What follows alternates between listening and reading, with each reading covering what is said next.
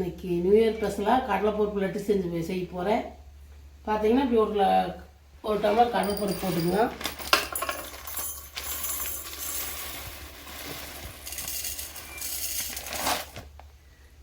இது வந்து களைஞ்சிட்டு ஒரு 4 விசில் 5 விசில் விட்டு வேவிச்சுக்கணும். அதுக்கு தேவையானது பார்த்தீங்கன்னா நாட்டு சர்க்கரை, வெல்லம் கூட போட்டுக்கலாம். நான் நாட்டு சர்க்கரை போடுறேன். 10 ஏலக்காய், ஒரு மூடி தேங்காய். இது வேக வச்சுட்டு எப்படி செய்யணும்னு காமிக்கிறேன்.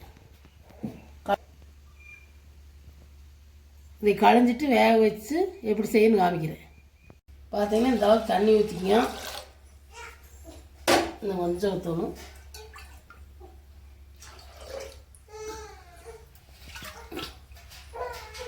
இந்த அளவுக்கு ஊற்றிங்க.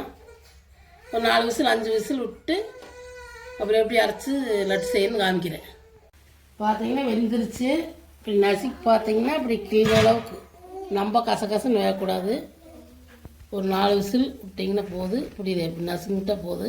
இந்த தண்ணி வடிச்சிட்டு மிக்சியில் கிரைண்டரில் இல்லைன்னா ஆட்டுக்கல் ஏதோ ஒன்று போட்டு ஆட்டிட்டு கொஞ்ச நேரம் ஆட்டுது கொட்டும் கரும்பு சர்க்கரையை வெல்லமாக சேர்த்துட்டு கடைசியாக தேங்காய் சேர்த்து ஏலக்காய் சேர்த்து உருண்டை பிடிச்சா லட்டு நீ எப்படி செய்யணும்னு காமிக்கிறேன்.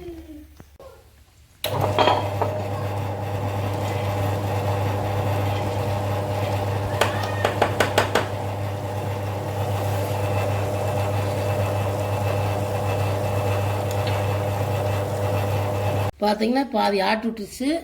நீ ஏலக்காய் தூளும் ஏலக்காய் தூள் கொஞ்சம் சர்க்கரை போட்டு அரைச்சி வச்சுக்கணும். கொஞ்சம் சர்க்கரை தேவையான அளவு போட்டுக்குவோம். சப்பையாக இருந்தால் மறுபடியும் போட்டுக்கலாம்.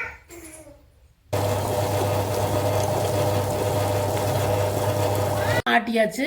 இப்போ தேங்காய் ஓட்டுக்கலாம். தேங்காய் ஓட இருந்தால் 2 நாளைக்கு சாப்பிடலாம். தேங்காய் ஓட்ட ஒரு நாள் தான் அப்போயே சாப்பிட்றோன்னு இப்போ நான் தேங்காய் ஓட்டு செய்கிறேன்.